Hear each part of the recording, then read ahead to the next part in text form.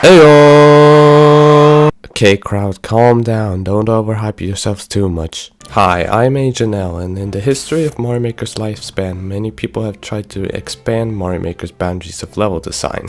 Like this person who made a level that creates an illusion of a first-person game, which is insanely cool. And that got me thinking, what other game genres can be made in Mario Maker other than just platformers? One thing that immediately came to my mind was turn-based RPGs. You know, your Pokemons, your Earthbounds, your Final Fantasies, your Deltarunes.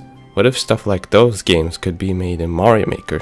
And that's what we're gonna find out in today's episode of something. I don't know what this series is called yet, but let's go.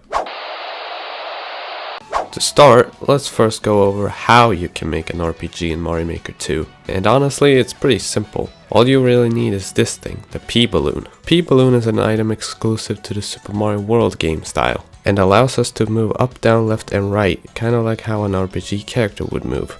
There is also the Lakitu Cloud and Clown Car, but I opted for the P-Balloon because, well, the other two are more limited in what you can do. So with that, I began making the level. The idea is that you start the level by receiving a P-Balloon and entering a door that leads you to a town where you have to do some sort of puzzle to move to the next area. So I created these little houses that you are actually able to go into using doors and that lead to a room somewhere on the map. In these rooms you will then have to do some sort of puzzle. I also created a path around the town using unactivated P-blocks, so you know where you're supposed to go, and trees using vines and a mushroom platform, just for decoration purposes. These booths are also here as enemies that definitely should be touched. These semi-solids in the background also act as ground because otherwise it would just seem like we were walking on the sky. After some adjustments it now looks like this, and well, I think it looks pretty good. But this is just one bit of what actually makes a turn-based RPG a turn-based RPG. We also need a fighting system. The fighting system in turn-based RPGs involve you selecting through a menu on what to do. But Mario Maker doesn't have a way to make menus, so we need to somehow recreate those menus without having menus. And so I came up with this. Here you can see we have these 4 question blocks that can be hit, and will thus shoot out these spiny shelmets. Those shells then have to hit this enemy in order for you to get a key and finish the fight. The shells then hit an on-off that will make this muncher fall down 1 step. If it falls on the P-switch, it will make you unable to enter the pipe. So this basically acts as our health bar, and this acts as our fighting system. There's also a boss fight in this level where you get more shells and have to try to defeat Lemmy. I feel like there are better ways of doing this, but for my level, I think this works fine. Now we also get to the part where we need to make a story. Yes, a story. Because most RPGs are probably as focused around the story and character development as they are with the actual gameplay. So, how do we exactly make a story in a Mario Maker level? Well, there's really 2 main ways, and that is the description and comments. The description is only viewable before you play the level, and the comments are viewable on a certain place in the level.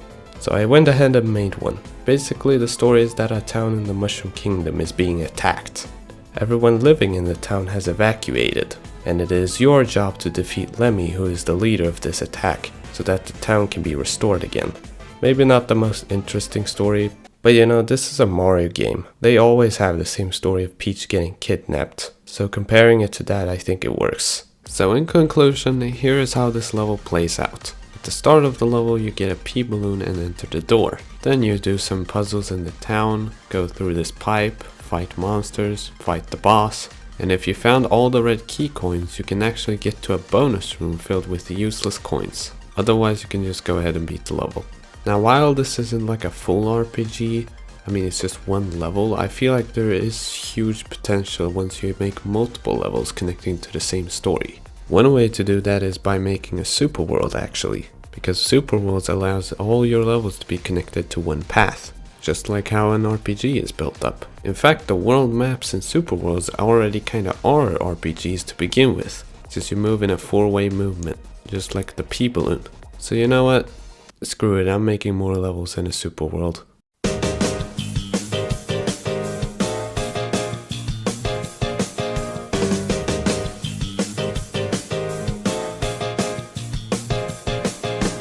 And there you have it. Super Agent L World, aka the SMM2 RPG Super World. This Super World contains 3 levels that are all played as RPGs. The problem with playing the Super World, however, is that you never see the description of the level, since you start the level immediately. So for the full story, I recommend you go to the description of those levels as well.